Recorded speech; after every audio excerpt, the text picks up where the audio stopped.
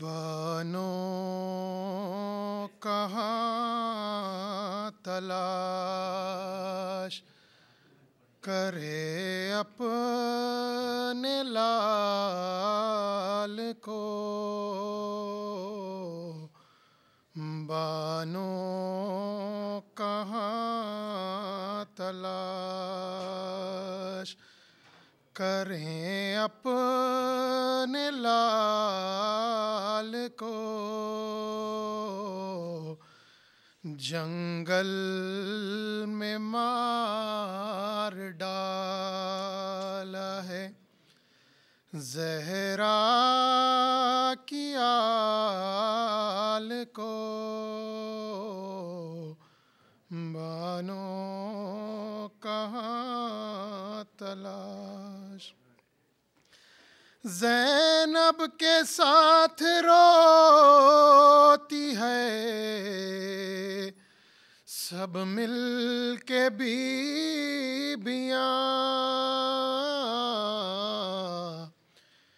زینب کے ساتھ روتی ہے سب مل کے بیویاں، جب دیکھتی تھی روز وہ وقت زوال کو، بانو کہاں تلاش، شبیر دل کو تھام کے غش کھا کے گر پڑے، شبیر دل کو تھام کے غش کھا کے گر پڑے،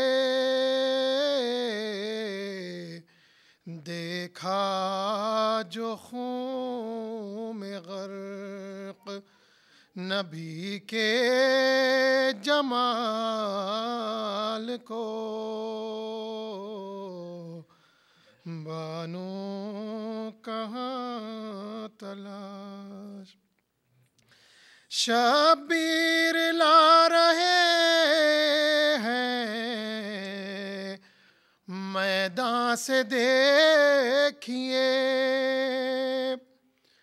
شبیر لا رہے ہیں میدان سے دیکھیے،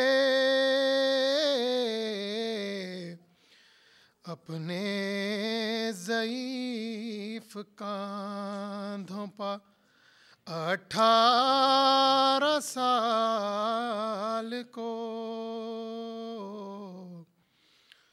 بانو کہاں تلاش، بازار شام میں وہ اسیروں کا قافلہ، بازار شام میں وہ اسیروں کا قافلہ، عابد نہ بھول پائے کبھی اس خیال کو، عابد نہ بھول پائے کبھی اس خیال کو، ایسا تو ظلم و جور کسی پر ہوا نہیں، ایسا تو ظلم و جور کسی پر ہوا نہیں، برباد جس طرح کیا زہرا کی آل کو، برباد جس طرح کیا زہرا کی آل کو۔ لیلا دعائیں کرتی رہی بعد کربلا، لیلا دعائیں کرتی رہی بعد کربلا، یا رب جدا نہ کرنا کسی ماں سے لال کو، یا رب جدا نہ کرنا کسی ماں سے لال کو، بانو کہاں تلاش کریں اپنے لال کو۔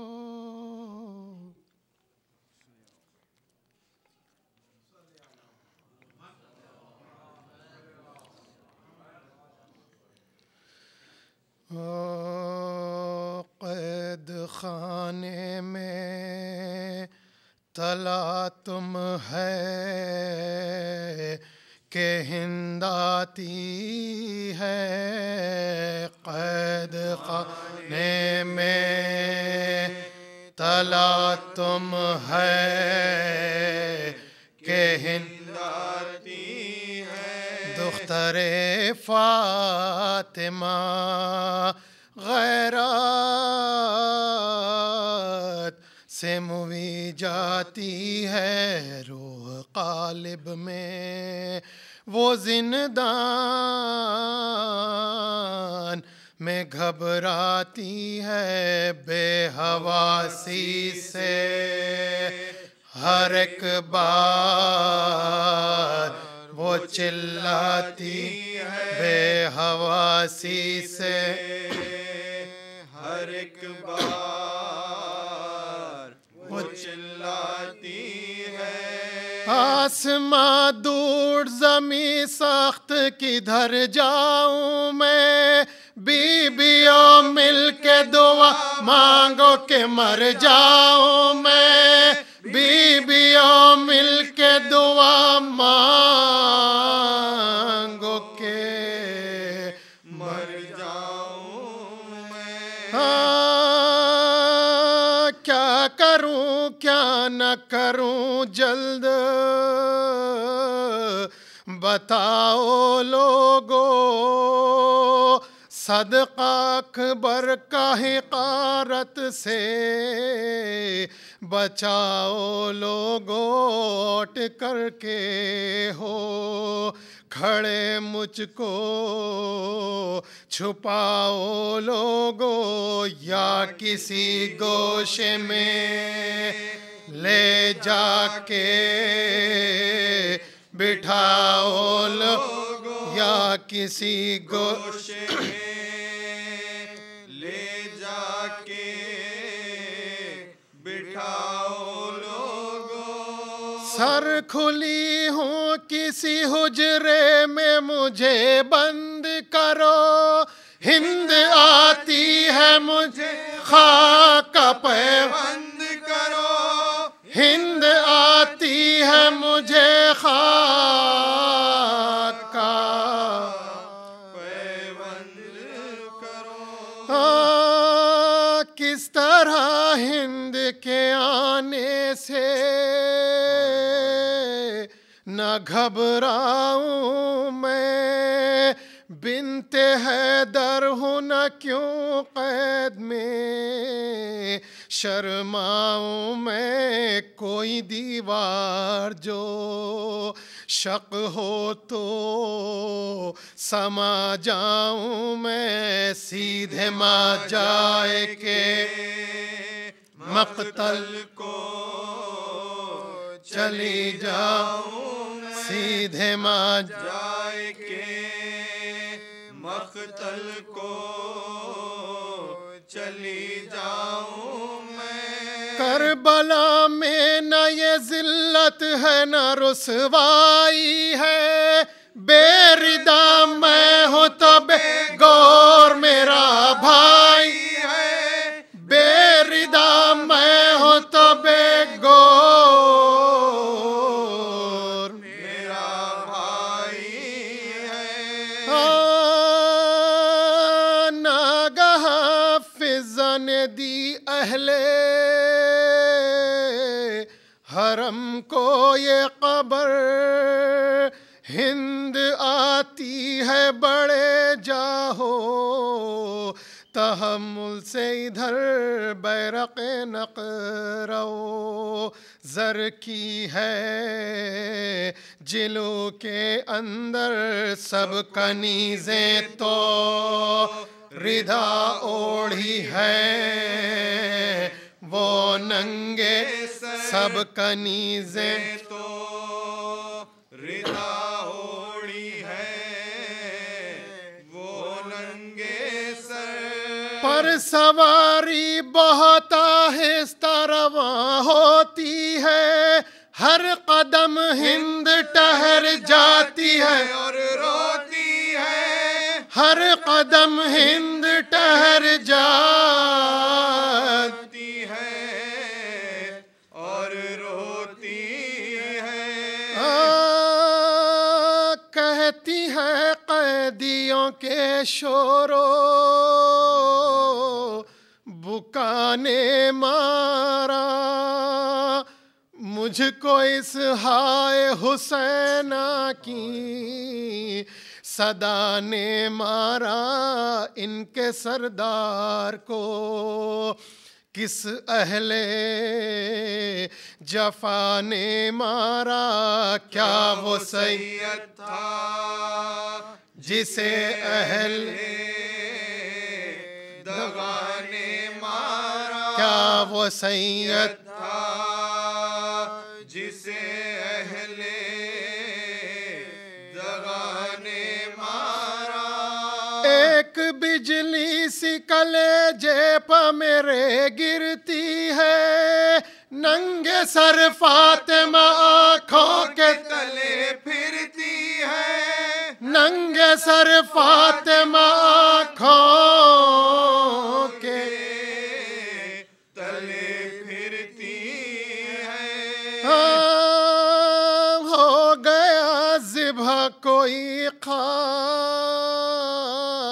ہے باری لوگوں انس و جن حور و ملک کرتے ہیں زاری لوگوں لے چلو سوئے یہ کی نوحہ گری دیکھیے شام کے زندہ میں چراغ سحری یاد خالق میں تو ہے خلق سے ہے بے خبری کیوں مسلسل کیا یہ تو ہے عدم کا سفر کیوں مسلسل کیا یہ تو ہے عدم کا سفری کس نے دم بند کیا توق و جفا سے اس کا سلسلہ ملتا ہے کچھ شیر خدا سے اس کا سلسلہ ملتا ہے کچھ شیر خدا سے اس کا گرد عابد کے پھری ہند بحال تغییر رکھ دیا پاؤں پسر اپنا ہٹا کر زنجیر، بولے وہ کون ہے؟ بولی کہ کنیز شبیر، السلام اے رسن و طوق و سلاسل کے، السلام اے رسن و طوق و سلاسل کے اسیر، ہے وصیت کا محل، مرنے پہ تیار ہے تو، کچھ کفن کے لیے رکھتا ہے کہ نادار ہے تو، کچھ کفن کے لیے رکھتا ہے کہ نادار ہے تو، ہاں، غم نہ کھا گور و کفن میں، تجھے دوں گی للہ، ننگے سر تیرے جنازے کے چلوں گی ہمراہ، مرنے والے تیرا کیا نام ہے؟ کب سے ہے تباہ، بولے مولا ابھی 40 برس جینا ہے، بولے مولا ابھی 40 برس جینا ہے، نام بے کس بھی ہے، قیدی بھی ہے، نادار بھی ہے، حال یہ ہے کہ اسیری بھی ہے، آزار بھی ہے، حال یہ ہے کہ اسیری بھی ہے، آزار بھی ہے، ہاں، ہند نے پوچھا مرض کیا ہے؟ کہا بے پدری، رو کے وہ بولی دوا کیا ہے؟ کہا نوحہ گری، گھر جو دریافت کیا، کہنے لگے در بدری، بولی لیتا ہے خبر کون؟ کہا بے خبر، بولی لیتا ہے خبر کون؟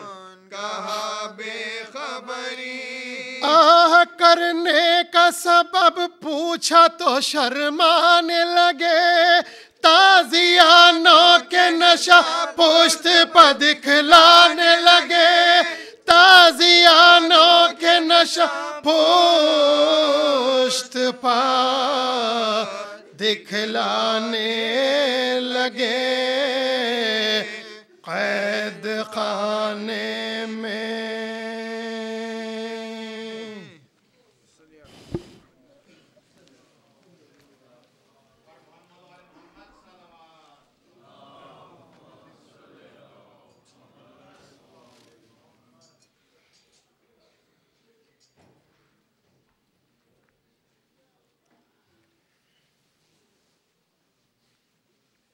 بہت بلند نعرہ صلوات۔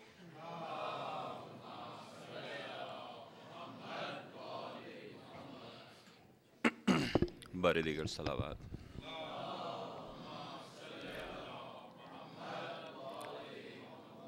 سلام کے چند اشعار بارے دیگر صلوات۔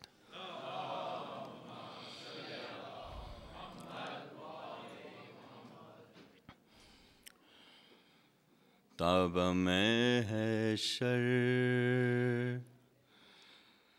جو تذکرہ ہے کوئی، تاب میں ہے شر جو تذکرہ ہے کوئی، ذکر شبیر کے سوا ہے کوئی، ذکر شبیر کے سوا ہے کوئی، کعبہ جس کا طواف کرتا ہے،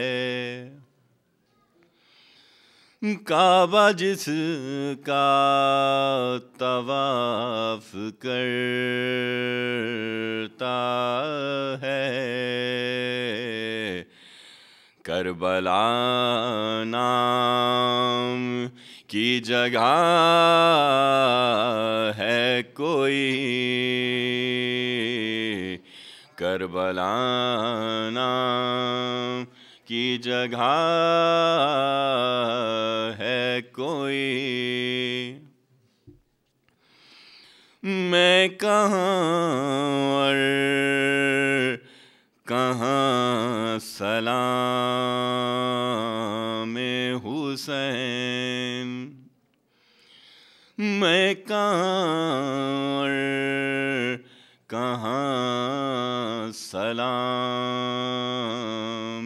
حسین، یہ بھی مولا کا معجزہ ہے کوئی، یہ بھی مولا کا معجزہ ہے کوئی، ذکر پروردگار ہوتا ہے، ذکر پروردگار ہوتا ہے، نوک نیزہ پہ بولتا ہے کوئی، نوک نیزہ پہ بولتا ہے کوئی، جھک گئی ہے وہیں جبین حیات، جھک گئی ہے وہیں جبین حیات، ایسے سجدے میں رہ گیا ہے کوئی، ایسے سجدے میں رہ گیا ہے کوئی، اور خاک وہ کیوں شفا نہ ہو کہ جہاں قطرہ خون شہ گرا ہے کوئی، قطرہ خون شہ گرا ہے کوئی، اور یہ جواب صدائے حل من ہے، توجہ چاہوں گا، یہ جواب صدائے حل من ہے، آج ماتم جو کر رہا ہے کوئی، آج ماتم جو کر رہا ہے کوئی، اور آج بھی القمہ کے ساحل پر مشق تھامے ہوئے کھڑا ہے کوئی، آج بھی القمہ کے ساحل پر مشق تھامے ہوئے کھڑا ہے کوئی، اور شہ سے سالار کربلا نے کہا کب میری فوج میں بچا ہے کوئی، اور چھین مت بالیاں سکینہ کی، چھین مت بالیاں سکینہ کی، ظلم کی شمر انتہا ہے کوئی، ظلم کی شمر انتہا ہے کوئی، بنت زہرا نے شامیوں سے کہا ہم کو دے دو اگر ردا ہے کوئی، ہم کو دے دو اگر ردا ہے کوئی، اور شہ پہ گریا کیے بنا شہوار، شہ پہ گریا کیے بنا شہوار، کیا کبھی خلد میں گیا ہے کوئی، کیا کبھی خلد میں گیا ہے کوئی، تابہ محشر جو تذکرہ ہے کوئی، ذکر شبیر کے سوا ہے کوئی، صلوات۔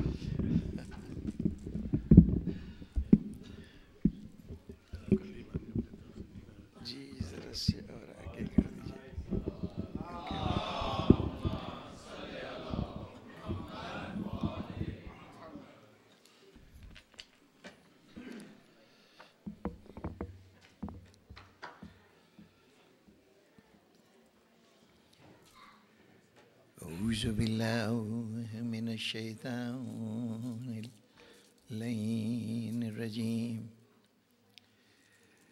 بسم الله الرحمن الرحيم، الحمد لله رب العالمين، الصلاة والسلام على أشرف الأنبياء والمرسلين وعلى آله وعترته وأهل بيته الطيبين الطاهرين صلوات.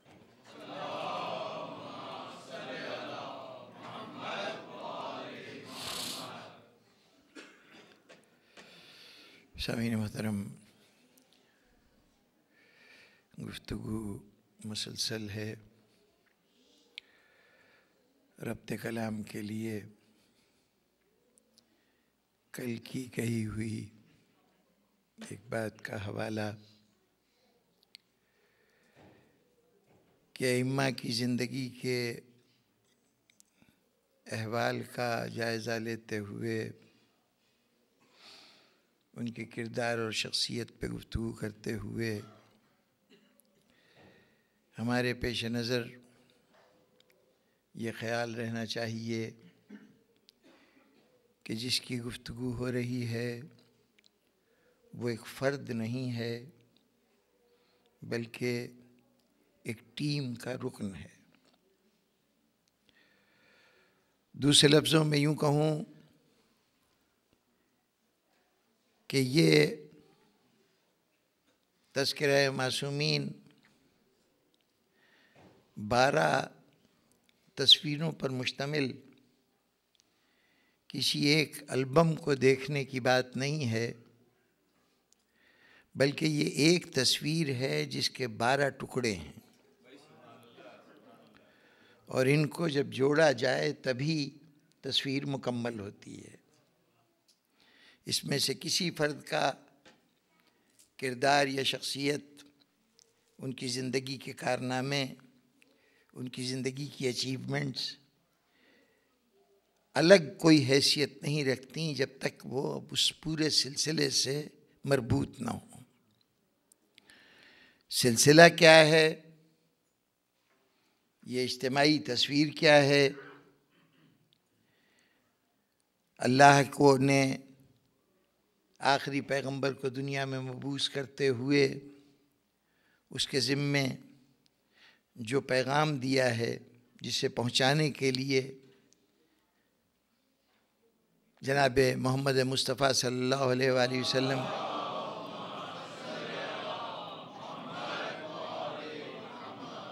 دنیا میں تشریف لائے ہیں. اس پیغام کا خلاصہ یہ ہے کہ پہلے تلاوت آیات کے ذریعے یہ بتایا جائے کہ انسانیت کو اس منزل پہ پہنچنے کے لیے کہ جہاں اللہ انہیں دیکھنا چاہتا ہے، کن قوانین، کن ضابطوں، کن اصولوں پر عمل کرنا ہے. تلاوت آیات، یتلو علیہم آیاتہ کا فریضہ در حقیقت منشاء الہی سے انسان کی آگہی کا مرحلہ ہے. وہ مرحلہ جہاں انسان یہ جانتا ہے کہ پروردگار عالم ہم سے کس رویے کی، کس طرز عمل کی توقع رکھتا ہے. اس نے ہمیں دنیا میں بھیجا ہے، جن صلاحیتوں کے ساتھ بھیجا ہے، ان صلاحیتوں کو استعمال کرنے کے لیے کن قوانین پر عمل کیا جائے، کن ضابطوں پر زندگی کو گزارا جائے. جب یہ مرحلہ آگہی کا، اللہ کی منشا سے واقفیت کا طے ہو جائے تو اس کے بعد ضروری ہے کہ اب یہ بھی جانا جائے کہ اس منشاء خداوندی پر عمل کرتے ہوئے تمہارا ظاہر تو جہاں پیروی کر رہا ہوگا احکام الہی کی، وہاں تمہارے باطن کی تمام کمزوریاں، تمام نجاستیں، تمام کوتاہیاں وہ بھی دور ہو جانی چاہیے. اور یہ منزل ہے تزکیہ نفس کی. اور جب تزکیہ نفس ہو جائے، باطن بھی پاک و پاکیزہ ہو جائے، تو اب تمہیں اللہ کی وہ امانت دی جائے جو اللہ کی طرف سے انسانیت کے لیے سب سے بڑا تحفہ ہے، اور وہ علم کی امانت ہے. وہ امانت کہ جس کو دیکھ کر اس نے اپنی ابتدا میں جب پیغام الہی دنیا میں آنا شروع ہوا تو پہلے جن چیزوں کا اس نے احسان جتایا ہے، وہ نعمتیں جو اس نے انسان کو عطا کی ہیں، اس میں جس نعمت کا خصوصیت سے ذکر کیا ہے وہ ایک تو یہ کہا کہ ہم نے انسان کو علم قلم کے ذریعے دیا، اور پھر یہ ارشاد فرمایا کہ ہم نے انسان کو وہ علم دیا جو وہ پہلے سے نہیں جانتا تھا. یعنی یہ علم دینے کا تذکرہ خاص طور پر اللہ نے اپنے کرم خاص کے طور پر ذکر کیا. اس علم کی نعمت کے ملنے کا مطلب انسان کے ہاتھ میں اختیار آ جانا تھا، طاقت آ جانی تھی. اور چونکہ اختیار ایسی چیز ہے کہ اگر وہ ہاتھوں میں آئے تو اس کے نتیجے میں اگر اس اختیار کو کسی قاعدے قانون کا پابند نہ کیا جائے، اس کے اوپر کسی قسم کی پابندی نہ لگائی جائے، تو وہ اختیار عموماً ظلم کو پیدا کرنے کا باعث ہوتا ہے. اختیار بے قابو ہو تو معاشرے کی بدنظمی کا سامان ہے، معاشرے میں فساد پیدا کرنے کا باعث ہے. اگر اختیار کسی اصول کے تابع ہو، کسی قاعدے کے تابع ہو، تو وہی معاشرے کی بہبود کا ذریعہ ہے. تو اب انسان کو علم جیسی دولت جس کے نتیجے میں اس کے ہاتھ میں اختیار آنا تھا، اس کو دینے سے پہلے ضروری یہ تھا کہ اس کا ظاہر بھی اصلاح یافتہ ہو، اس کا باطن بھی اصلاح یافتہ ہو، اور اس کے لیے اس کا تزکیہ نفس ہونا ضروری تھا. چنانچہ اب یہ جو 3 مرحلے تھے، ایک وہ مرحلہ کہ جب منشاء الہی سے آگہی ہو تلاوت آیات کی صورت میں، ایک مرحلہ تزکیہ نفس کا، اور ایک مرحلہ وہ کہ جب علم مل جائے. اب ان تینوں نعمتوں کے حاصل ہو جانے کے بعد انسان کو وہ مقصد حاصل کرنا ہے جس کے لیے وہ دنیا میں آیا ہے. اس مقصد کے حصول پر پہنچا دینا امامت کے پورے نظام کی ذمہ داری ہے. اس سے پہلے اس پورے نقشے کو نافذ کرنا، اس کو دنیا کے اندر رائج کرنا، یہ امامت کی ذمہ داری ہے. جہاں تک تلاوت آیات کا فریضہ تھا، قانون دینے کا فریضہ تھا، میں نے کل عرض کیا کہ وہ 5 شخصیتیں جو پنجتن کے نام سے جانی جاتی ہیں، ان سب کا کام بنیادی طور پر قانون دینا تھا. اس کا یہ مطلب نہیں کہ انہوں نے تزکیہ نفوس نہیں کیا یا انہوں نے علم و حکمت کی تعلیم نہیں دی.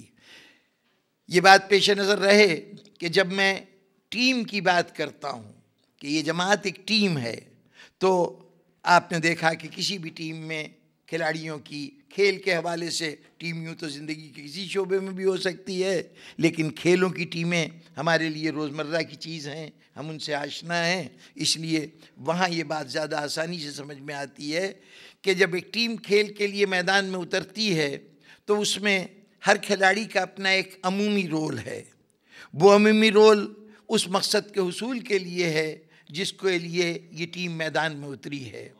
ایک ٹیم اگر فٹ بال کا میچ کھیل رہی ہے، ہاکی کا میچ کھیل رہی ہے، مجھے اصطلاحوں کا زیادہ علم نہیں ہے، لیکن جو گول کیپر ہے اس کی اپنی کچھ ذمہ داریاں ہیں، جو فارورڈ کھلاڑی ہیں ان کی اپنی ذمہ داریاں ہیں، جو ڈیفینڈر ہیں ان کی اپنی ذمہ داریاں ہیں.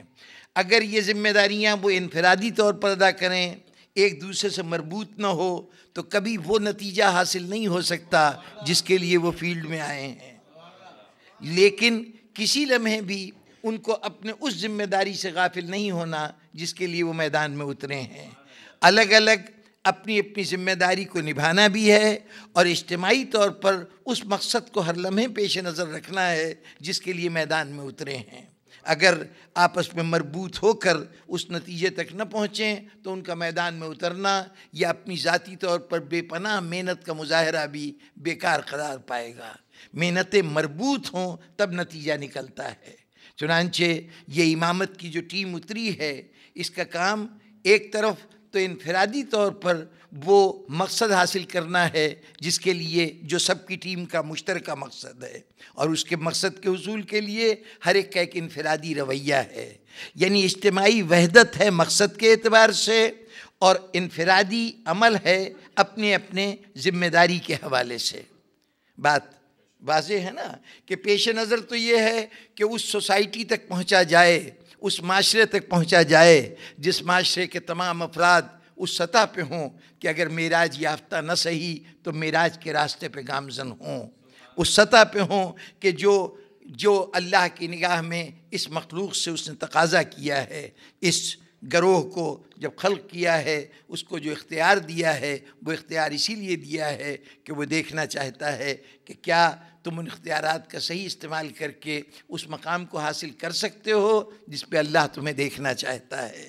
تو اس منزل پہ پہنچانا یہ تمام اماموں کی اجتماعی ذمہ داری ہے، اور اس اجتماعی ذمہ داری کو پورا کرنے کے لیے جس کو جتنا بھی ان کی دوران حیات وقت ملے اس میں وہ احکام الہی بھی پہنچائیں گے، اس میں افراد کا تزکیہ نفوس بھی کریں گے اور ان کو کتاب و حکمت کی تعلیم بھی دیں گے۔ لیکن مجموعی طور پر پوری انسانیت کے لیے یہ درجے الگ الگ ہوں گے۔ ایک آگہی کا مرحلہ تھا، احکام سے آگہی کا مرحلہ، پھر تزکیہ نفس کا مرحلہ، اور پھر اجتماعی طور پر پوری انسانیت کو علم و حکمت کی دولت سے مالا مال کرنے کا مرحلہ۔ امامت کی جماعت کو یوں ہی تقسیم کیا گیا کہ پہلی 5 شخصیتیں ذات رسالت اور خاتون جنت کے ساتھ یہ مل کر یہ انفرادی اعمال تو سر انجام دے رہی ہیں، یعنی جو جماعت ان کے قریب ہے ان کا تزکیہ نفوس بھی کر رہی ہیں، ان کو کتاب و حکمت کی تعلیم بھی دے رہی ہیں، اس کے ساتھ ساتھ مجموعی کاروان حیات کو ایک منزل آگے بڑھا رہی ہیں، ان کو احکام سے آگاہ کر رہی ہیں۔ اور اس کے بعد پھر ہم نے دیکھا کہ امام محمد باقر علیہ السلام سے لے کر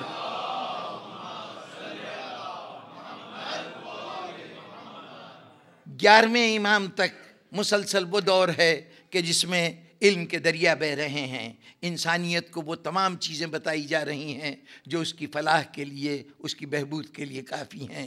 درمیان میں صرف ایک کڑی ہے جس کا نام امام زین العابدین علیہ السلام ہے، اور اس کا کام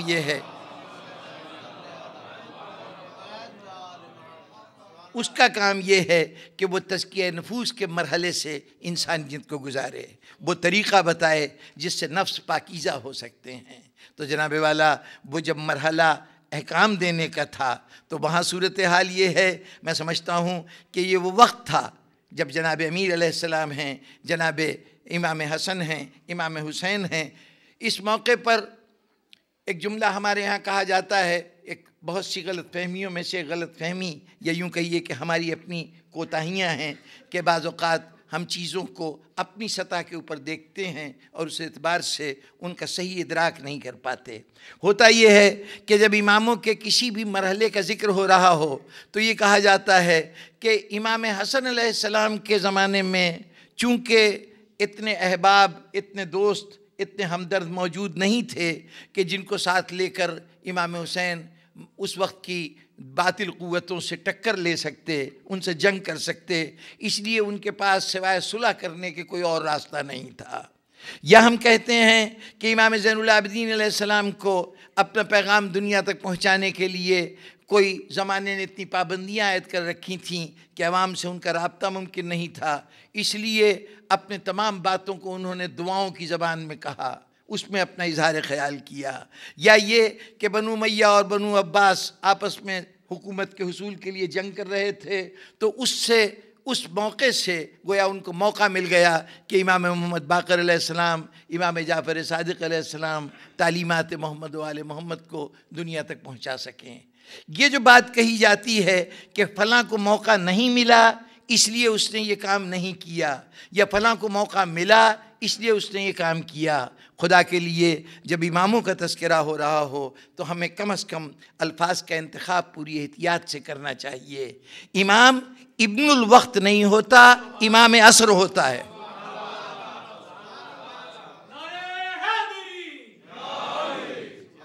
آپ یہی تو کہتے ہیں نا، صاحب عصر، امام زمان۔ امام زمان کا کیا مطلب ہے؟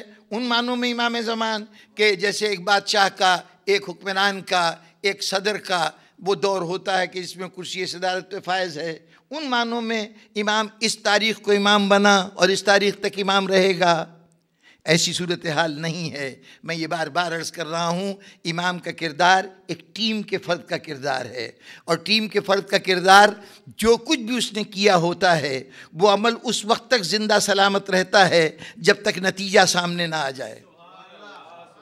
اس کی جو بھی کارکردگی ہے اس وقت تک شمار میں رہے گی، نظر انداز نہیں کیا جا سکتا جب تک آخری نتیجہ سامنے نہ آ جائے۔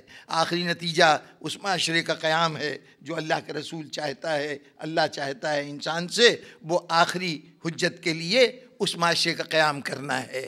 لیکن اب یہ کہنا امام زمانہ کا مطلب یہ لینا کہ وہ ایک خاص دور کے امام تھے، یہ تو بالکل وہ تصور ہوا جو ہم دنیا کے حکمرانوں کے لیے استعمال کرتے ہیں۔ یہ وہ ہستیاں ہیں کہ یہ زمان کی پابند نہیں ہوتی، زمان ان کا پابند ہوتا ہے۔ یہ وقت کے تابع نہیں ہوتی، وقت ان کا تابع ہوتا ہے۔ بلکہ ذرا بات آگے بڑھ کے کہوں کہ ہم جتنے بھی عمل کرتے ہیں، اختیار ہے ہمیں، لیکن اختیار کس چیز کا ہے؟ اختیار ملا ہے صرف اس بات کا کہ ہم راستے کا انتخاب کر سکتے ہیں، کس راہ پہ چلیں یہ اختیار ہمارا ہے۔ یہ راستہ کہاں جاتا ہے اس منزل کے اوپر ہمارا اختیار نہیں ہے۔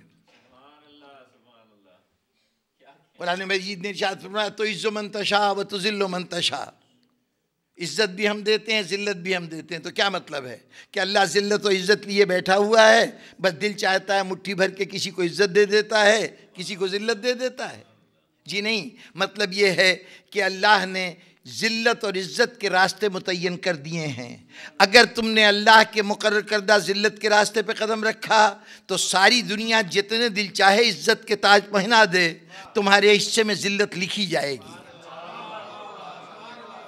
اور اگر تم نے عزت کے راستے پہ، وہ جو اللہ نے عزت کا راستہ مقرر کیا ہے، اس پہ قدم رکھ دیا ہے، تو جتنا آگے بڑھتے جاؤ گے زمانہ ساری ذلتیں لے آئے اور تمہیں پست کرنے کی کوشش کرے، تمہاری عزت قیامت تک دائم و قائم رہے گی۔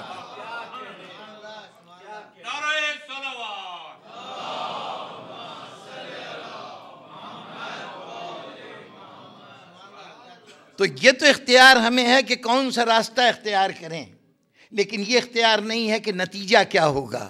نتیجہ اللہ نے اپنے ہاتھ میں رکھا ہے، ہر راستے کا ایک نتیجہ معین ہے، اور وہ نتیجہ اس راستے پہ چلنے والا بدل نہیں سکتا۔ انسان اپنے تمام اختیار کو یہاں تک تو استعمال کر سکتا ہے کہ وہ اس راستے پہ چلے جو اس کو پسند آتا ہے، لیکن نتیجہ اس راستے پہ چلنے کا وہ ہوگا جو اللہ نے معین کیا ہے۔ جس کو تقدیر کا فیصلہ کہتے ہیں وہ نتیجے پہ ہے، راستے کے انتخاب پہ نہیں۔ تو تمام انسان اس اعتبار سے صاحب اختیار ہے کہ وہ راستہ منتخب کر سکتا ہے، اور تمام انسان اس اعتبار سے مجبور ہیں کہ نتیجے کے اوپر ان کا اختیار نہیں ہے، ہر راستے کا نتیجہ معین ہے۔ یہ تو ہے عام انسانوں کی بات۔ امام اس کو کہتے ہیں کہ حالات کچھ بھی ہوں، راستہ کوئی بھی چنا جائے، انجام وہ ہوگا جو امام چاہے گا، جو نتائج کو بدل دے اس کو امام کہتے ہیں۔ وہ وقت کا پابند نہیں ہوتا، وہ حالات کا پابند نہیں ہوتا کہ حالات سازگار ہوں تو قدم اٹھائے، حالات اس کا انتظار کرتے ہیں کہ ان حالات سے وہ کیا نتیجہ چاہتا ہے۔ اب موضوع گفتگو نہیں ہے ورنہ تفصیل سے عرض کرتا، سب سے مشکل صورتحال حالات کے اعتبار سے، سب سے مشکل صورتحال امام حسین کو درپیش ہے۔ کربلا قدم قدم پہ مشکلات کی منزل ہے نا۔ ہر وہ کوشش جو یزید چاہتا ہے کہ نتیجے وہ نکلیں جو وہ چاہتا ہے، حالات پوری طرح اس کے لیے سازگار ہیں۔ اختیار اس کے پاس، اقتدار اس کے پاس، فوجیں اس کے پاس، وسائل اس کے پاس، سامان رسد اس کے پاس، افراد کی حمایت اس کے پاس، مملکت، علاقہ، ہر چیز اس کے پاس۔ ان میں سے کوئی چیز حسین کے پاس نہیں۔ ہر وہ چیز جو کسی کامیابی کے مقام تک پہنچاتی ہے وہ حسین کے پاس نہیں، ہر وہ چیز جو کامیابی دلاتی ہے وہ یزید کے پاس ہے۔ اور صرف یہ نہیں کہ یزید کے پاس ہے، یزید اپنی ساری ان کامیابی کے وسائل کے ساتھ میدان میں اترا ہے، اور حسین اپنے اس نہ ہونے کی کیفیت کے ساتھ میدان میں اترے ہیں۔ یہ جنگ کسی چھوٹی فوج کی بڑی فوج سے لڑائی کی جنگ نہیں ہے، یہ کم اسلحے کی زیادہ اسلحے سے لڑائی نہیں ہے، بلکہ ایک طرف صرف ہونا ہی ہونا ہے اور ایک طرف صرف نہ ہونا ہے۔ اب اس نہ ہونے اور اس ہونے کی لڑائی میں دنیا کا تو یہی مشاہدہ ہے، یہی نظر آئے گا کہ جہاں ہے کامیابی ان کو ملے، کامرانی ان کو ملے جہاں کچھ نہیں ہے، ناکامی ان کا مقدر ہو، لیکن نتیجہ یہ نکلے کہ یزید قیامت تک کے لیے گالی بن جائے اور حسین قیامت تک کے لیے انسانیت کا فخر بن جائیں، یہ بتا رہا ہے کہ امام جس راستے پہ قدم رکھتا ہے، راستہ کوئی بھی ہو، نتیجہ وہ نکلے گا جو امام چاہتا ہے۔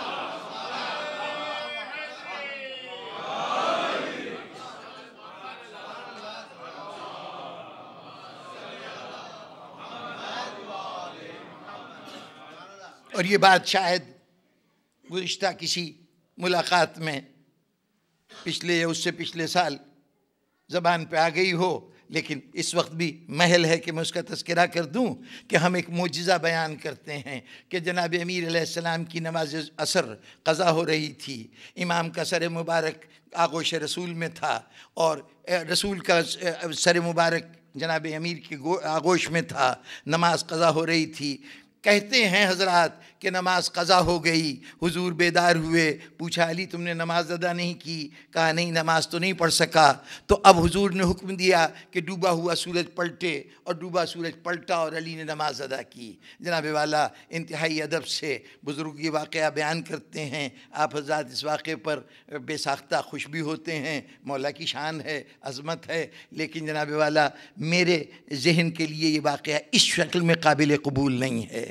اس لیے قابل قبول نہیں ہے کہ اگر اس واقعے کو مان لیا جائے تو جناب امیر کی وہ نماز جو سورج غروب ہو گیا ہے وہ تو قضا ہو گئی۔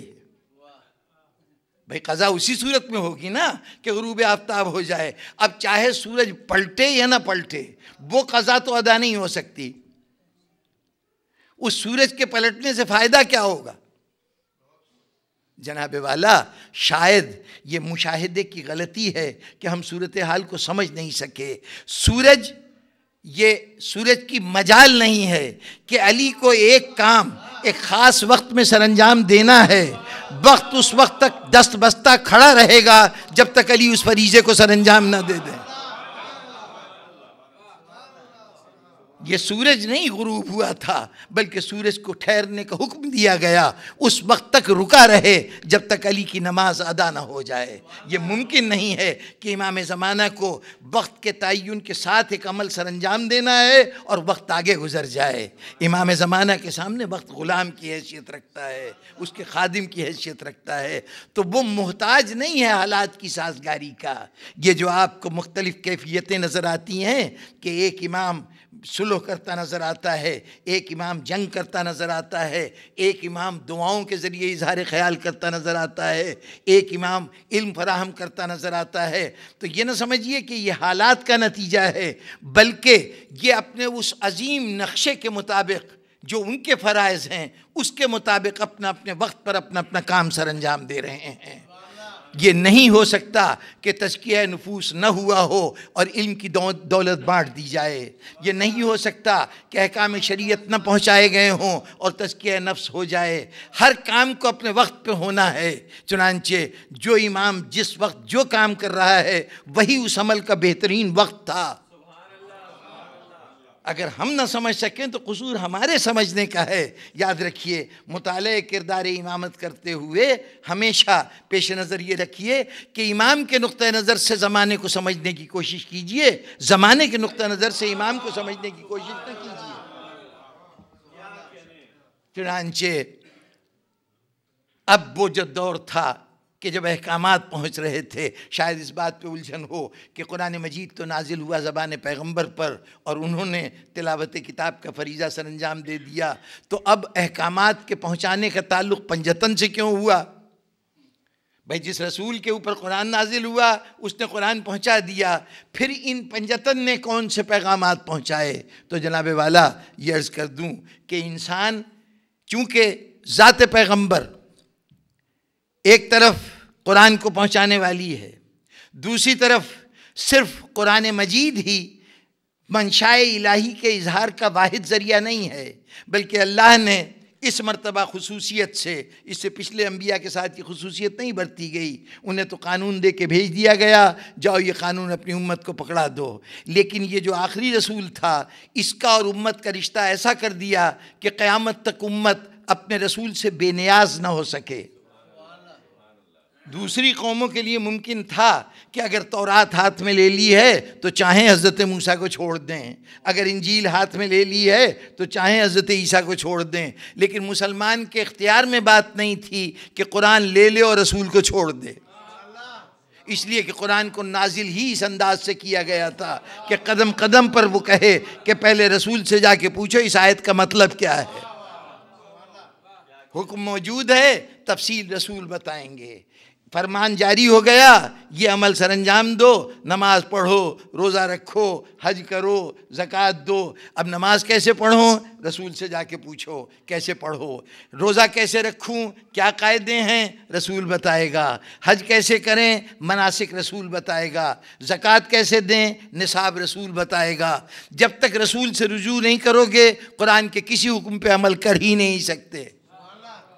تو یہاں رسول کی ذات کو نمونہ بنا کے ساتھ بھیجا گیا۔ اب رسول کا کام ہے کہ جو احکامات قرآنی ہیں انسان کو ان احکامات کو برت کر اپنے اوپر استعمال کر کے بتائے۔ لیکن جناب والا ایک بہت بڑی دشواری یہ ہے کہ یہ رسول زندگی اتنی متنوع ہے، اس کی اتنی شکلیں ہیں، اتنی صورتیں ہیں کہ ممکن نہیں ہے کہ کوئی فرد واحد اس ظاہری دنیا میں ان تمام شکلوں کی نمائندگی کر سکے۔ خود ذات پیغمبر کی ایسی صورتیں ہیں کہ جس میں ایک تو دوسرا انسان شریک نہیں ہے، اور جو عمل عام انسان کرتا ہے وہ رسول کے منصب کے بالکل منافی ہے، وہ کرے گا نہیں، جملہ واضح نہیں ہے۔ یوں عرض کروں، دیکھیے اللہ نے حکم دیا اطیعوا اللہ و اطیعوا الرسول، اطاعت کرو اللہ کی، اطاعت کرو رسول کی۔ جی وہ جو آیت آپ کے ذہن میں آ رہی ہے وہ اس وقت زیر بحث نہیں ہے، قرآن مجید میں یہ ٹکڑا بھی کئی دفعہ آیا ہے، اطیعوا اللہ و اطیعوا الرسول، اللہ کی اطاعت کرو، رسول کی اطاعت کرو۔ رسول کا کام ہے اطاعت کروانا، اور ساری مخلوق خدا کا کام ہے اس کی اطاعت کرنا۔ کلمہ پڑھ لے تب تو بہر صورت واجب ہے، کلمہ نہیں بھی پڑھا تو پہلے اس کا کلمہ پڑھے اور اس کے بعد پھر اس کا مطیع ہو جائے۔ ساری انسانیت کو دعوت ہے۔ رسول کا کام اطاعت کرانا ہے، وہ کسی کی اطاعت کرے گا نہیں جی، اور ہمارا کام ہے اس کی اطاعت کرنا۔ اب وہ رسول ہے نمونہ عمل میرے لیے، تو میں یہ سیکھنا چاہتا ہوں کہ رسول کی اطاعت کیسے کی جائے۔ رسول یہ تو بتا سکتا ہے اطاعت کروائی کیسے جاتی ہے، یہ کیسے بتائے گا اطاعت کی کیسے جاتی ہے۔ اب ضروری ہے کہ یہاں اس کا طرز عمل ہمارے لیے قانون بن جائے، جو رسول کی یوں اطاعت کرے کہ میں رسول کے پیچھے یوں چلتا تھا جیسے اونٹنی کے پیچھے اس کا بچہ چلتا ہے۔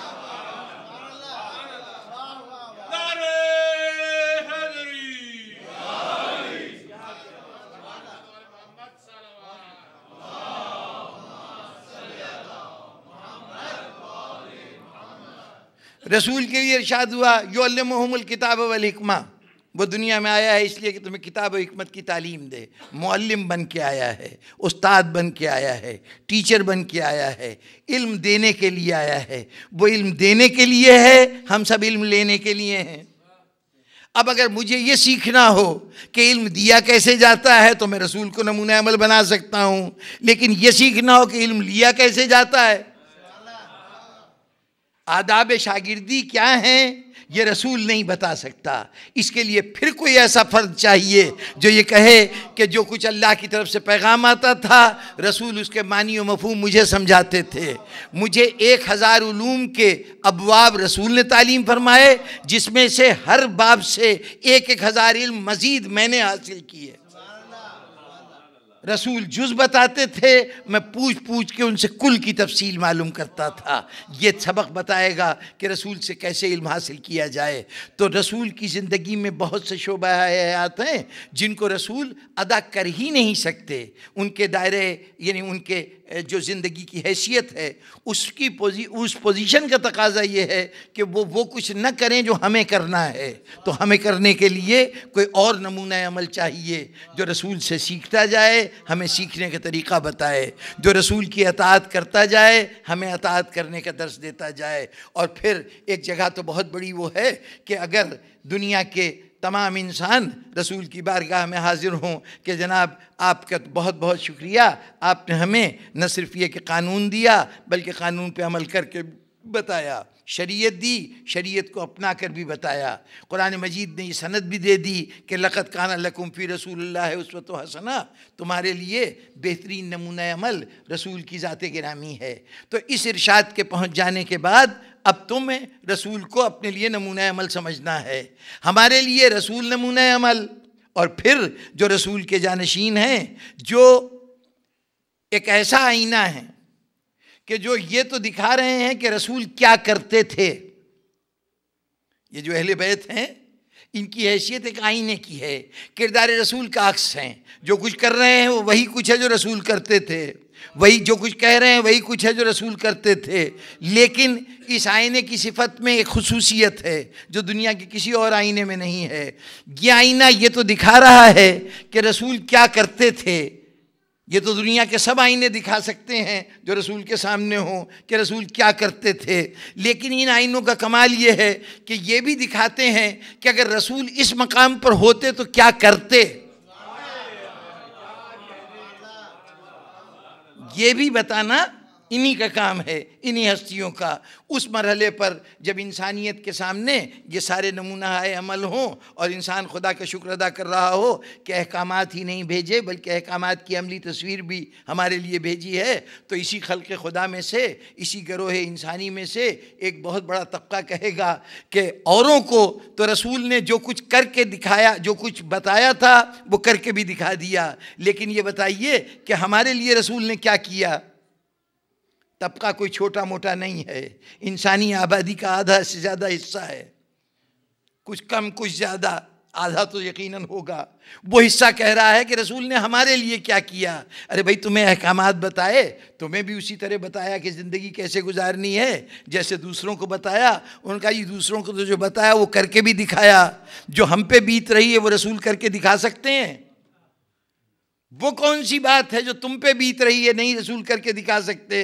وہ طبقہ کون سا ہے؟ وہ طبقہ ان خواتین کا ہے، ان ماؤں بہنوں بیٹیوں کا ہے جس پہ نسل انسانی کی آدھی موجود ہے۔ وہ کہیں گی رسول یہ تو بتا سکتے ہیں کہ ایک بیوی کو کیا طرز عمل اختیار کرنا چاہیے، ایک ماں کو بچے کی تربیت کیسے کرنی چاہیے۔ زبانی تو کہہ سکتے ہیں لیکن رسول یہ نہیں بتا سکتے کہ ایک بچے کی ماں بنا کیسے جاتا ہے،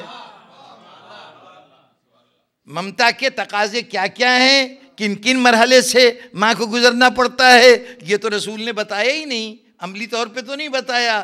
اگر مردوں کی اصلاح کے لیے رسول کو نمونہ عمل بننا ضروری تھا، صرف زبانی بتانے سے کام نہیں چل سکا تھا، تو پھر عورتوں کے لیے بھی آپ تو بڑے دھوم دھام سے کہہ دیتے ہیں، عورتوں کی عقلوں پر اپنے شکوک کا شبہات کا اظہار کرتے ہیں، تو جو صاحبان عقل بیٹھے ہوئے ہیں ان کے لیے تو رسول قول بھی دیں اور نمونہ عمل بھی پیش کریں، اور اس کے بعد ایک سلسلہ چھوڑ کے جائیں کہ زندگی کے جس شیڈ کی تمہیں ضرورت ہو کہیں نہ کہیں اس کی مثال مل جائے گی۔ جی ایک طرف تو اتنا مکمل نظام درس ہدایت کا، اور دوسری طرف کیفیت یہ کہ صرف لفظوں پہ بات ٹل گئی۔ اگر عورتوں کو رسول صرف زبانی کہہ کے سمجھا سکتے تھے تو مرد تو بطور اپنے عظمتوں کے کلمے پڑھتے ہیں، تو ان کے لیے بھی تو صرف قول ہی کافی ہونا چاہیے تھا، ان کے لیے نمونے کی ضرورت کیوں؟ تو اب یہاں ضرورت ہے کہ کوئی ایسی ذات ہو جو رسول کے حصے کے اس فریضے کو سر انجام دے، اور یہاں جو کچھ وہ کرے گی، جو کچھ وہ ذات کرے گی، وہ عمل قانون ہوگا، وہ اسلام کا قاعدہ ہوگا۔ جیسے رسول کا عمل قانون ہے ویسے ہی اس کا عمل بھی قانون ہوگا، یہ اس کی قانونی حیثیت ہوگی۔ جو کچھ کر رہی ہے وہ مستند ہے، یہ ادھر سند ہے، ادھر وہ تمام مواقع کہ جہاں اہل بیت یہ بتاتے ہیں کہ اگر رسول اس مقام پہ ہوتے تو یہ کرتے، وہاں جو کچھ وہ بتاتے ہیں وہ قانون ہوتا ہے۔ اب میں نے عرض کیا کہ پنجتن پاک کا کام تھا قانون دینا، تفصیلات میں جاؤں کہ کس نے کون سا قانون دیا تو ظاہر بات لمبی ہو جائے گی۔ میں اپنے یہاں کے ایک اہل سنت عالم کا ایک قول آپ حضرات کی گوش گزار کر دوں۔ ہمارے یہاں ایک شہر ہے فیصل آباد، وہاں ایک مولانا ہیں اہل حدیث مسلک کے مولانا، وہ اہل حدیث کے جو بڑا جن کی طرف سے ہم پر بے پناہ اعتراضات اور مسائل کھڑے ہوتے ہیں، ان میں چونکہ آزاد فکری کا ایک تصور موجود ہے، اس سے بہت سے لوگ ان میں ایسے بھی پیدا ہو گئے کہ جن کی حقیقت تک رسائی ہو گئی۔ یہ مولانا، ان کا نام ہے مولانا محمد اسحاق، اگر یوٹیوب پہ آپ چاہیں گے تو اس نام سے ان کا نام آپ تلاش کر سکتے ہیں۔ ان کی تقاریر کے بہت سے مجموعے موجود ہیں۔ اسلام کے بہت سے نام نہاد علماء نے اسلام کے چہرے پر جتنے نقاب جھوٹ کے ڈالے تھے، ان میں سے بہت سے نقابوں کو انہوں نے کامیابی سے اتارا ہے۔ وہ تقاریر سے آپ مستفید ہو سکتے ہیں۔ بہرطور ان کے ایک تقریر میں ایک جملہ انہوں نے کہا کہ اگر اہل بیت نہ ہوتے تو ہمیں شریعت کے بہت سے احکامات کا علم ہی حاصل نہ ہوتا۔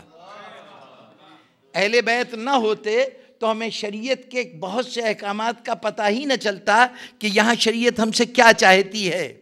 اس کے بعد انہوں نے مثال دی، انہوں نے کہا کہ دیکھیے 2 صورتیں ایسی ہیں کہ جس کا جواب کردار رسول سے مل سکتا ہی نہیں۔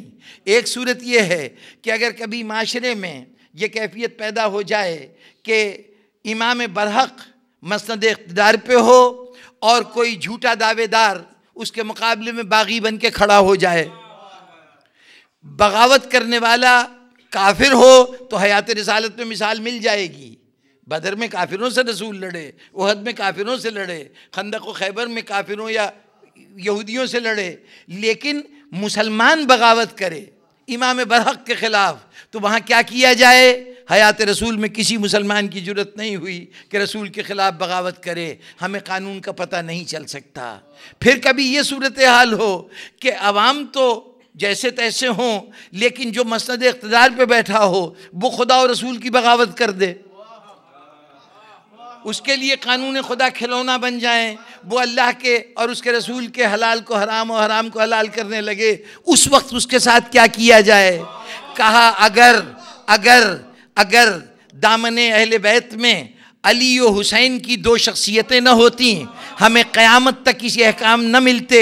علی نے بتایا کہ اگر کوئی امام برحق کے خلاف بغاوت کرے اس کے ساتھ کیا جائے، اور حسین نے بتایا کہ اگر کبھی حاکم وقت بغاوت پہ آمادہ ہو جائے تو اس کے ساتھ کیا سلوک کیا جائے۔ تو یہ وہ ہستیاں تھیں جو قانون دے رہی تھیں، شریعت کے منشا سے آگاہ کر رہی تھیں۔ اب جب اس سارے نظام کو مکمل کر دیا گیا، احکامات الہی، قوانین الہی، منشاء الہی پوری طرح انسانیت تک پہنچ گئی، تو اب منزل ہے تزکیہ نفس کی۔ اب وہ منزل ہے کہ جہاں انسان کو اس مقام پہ پہنچنا ہے جہاں کثافتوں سے دل پاک ہو جائیں، اس کے دل اس مقام پہ آ جائیں کہ جہاں وہ تطہیر کی منزل کی طرف قدم بڑھانا شروع کرے، پاکیزگی کی منزل کی طرف قدم بڑھانا شروع کرے۔ یہ پاکیزگی کیسے آئے گی؟ یہ پاکیزگی اس وقت آئے گی جب تک دل کی خواہشات، دل سے اٹھنے والی ہر آواز کائنات کی کسی اور شے سے وابستہ ہیں، اس وقت تک یہ خواہش آلودہ خواہش ہے۔ اور جب اس خواہش کا ربط براہ راست اللہ سے مل جائے تو اس کا مطلب یہ ہے کہ اب دل پاکیزگی کے مقام پہ آ گیا۔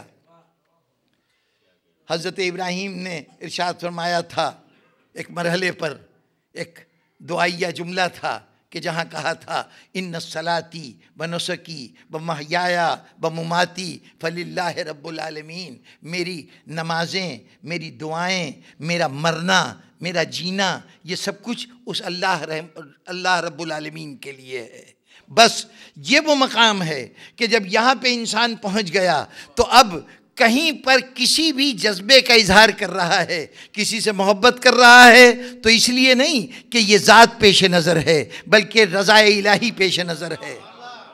کسی سے عداوت کر رہا ہے تو اس لیے نہیں کہ اس سے کوئی ذاتی دشمنی ہے، بلکہ رضا الہی پیش نظر ہے۔ کسی کو دے رہا ہے تو کسی پہ احسان کرنا مقصود نہیں ہے، بلکہ رضا الہی پیش نظر ہے۔ کسی سے کچھ لے رہا ہے تو وہاں بھی منشاء الہی پیش نظر ہے۔ زندگی کے ہر عمل میں اگر اللہ مقصود ہو جائے تو یہ پاکیزگی کی وہ سطح ہے جس کے اوپر پہنچ کر اب انسان، اگر اس کے پاس علم بھی آ گیا تو یہ فلاح انسانی کے لیے انسان استعمال ہوگا، انسان کی تباہی و بربادی کے لیے نہیں ہوگا۔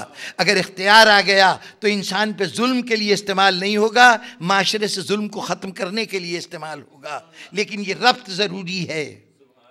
پہلے یہ ربط ضروری ہے. یہی وجہ ہے کہ ہمیں تعلیم دی گئی کہ ہر نماز سے پہلے، ہر روزہ رکھنے سے پہلے، ہر حج کرنے سے پہلے جب ارادہ کرو، جب ذہن میں یہ خیال پیدا ہو کہ یہ عمل کرنے جا رہے ہیں تو نیت یہ کرو قربتاً اللہ، یہ جو کچھ کر رہا ہوں اللہ سے قریب ہونے کے لیے کر رہا ہوں. بنیادی سوچ یہ دی گئی کہ تمہارے ہر قدم پہ تمہیں یہ تصور رکھنا ہے کہ اللہ سے قریب ہونا ہے. اللہ سے قریب ہونے کا کیا مطلب ہے؟ کہ اللہ چند گز کے فاصلے پہ ہے، 2-4 گز چلیں گے قریب ہو جائیں گے. چند میل کے فاصلے پہ ہے، تھوڑا سا فاصلہ طے کریں گے پہلے سے قریب تر ہو جائیں گے. جی نہیں، یہ قربت فاصلوں کی قربت نہیں ہے، یہ زمانی، یہ مکانی قربت نہیں ہے کہ صاحب وہ وہاں ہے اور میں یہاں ہوں، یہاں سے وہاں ملنا ہے. اس قربت کو سمجھنے کے لیے یوں سمجھ لیجئے کہ کسی دکان پہ گئے ایک چیز خریدنے، کپڑا خریدنا تھا، کئی تھان رکھے ہوئے تھے ساتھ ساتھ. ہم نے کہا کہ یہ اس تھان کی کیا قیمت ہے؟ اس نے نکالا، دکھانا شروع کیا، کہا یہ ایسا ہے ویسا ہے اور اس کی یہ قیمت ہے. اب ہم نے کہا اس کے ساتھ جو دوسرا تھان رکھا ہے وہ، ان کا صاحب اس کی بات نہ کیجئے، آپ جس قیمت کا لینا چاہتے ہیں وہ یہی ہے. کہا وہ کہنے لے وہ کہاں جناب اور یہ کہاں؟ وہ بڑا قیمتی ہے. کیوں؟ وہ کوالٹی کے اعتبار سے بہت اعلیٰ درجے کا ہے، یہ معمولی کوالٹی کا ہے. آپ کی حیثیت بظاہر ایسا ہی لگتا ہے کہ آپ معمولی چیز لینا چاہتے ہیں تو آپ اس کی بات کیجئے، اس کی بات نہ کیجئے. وہ کچھ اور، یہ کچھ اور. وہ اس کے مقابلے میں یوں سمجھیے کہ وہ یہ اگر آپ کے پاس ہے تو وہ آپ سے آپ کی دسترس سے بہت دور ہے، آپ اس تک نہیں پہنچ سکتے. بھئی کیوں نہیں پہنچ سکتے؟ دونوں تھان ساتھ ساتھ رکھے ہوئے تھے، تو کیا میرے ہاتھ نہیں پہنچ سکتے؟ نہیں، یہ دوری جو ہے، یہ جو فاصلہ ہے، یہ مکانی فاصلہ نہیں ہے، یہ گزوں فٹوں کا فاصلہ نہیں ہے، یہ کمال اور نقص کا فاصلہ ہے، یہ عیب اور خوبی کا فاصلہ ہے. وہ اللہ کمال ہی کمال ہے، ہم نقص ہی نقص ہیں، عیب ہی عیب ہیں. یہ قربت الہی کی دعا کا مطلب یہ ہے کہ پروردگارہ ہمارے عیب دور کرتا جا، جیسے جیسے عیب کم ہوتے جائیں گے تیرے کمال کے قریب ہوتا جاؤں گا.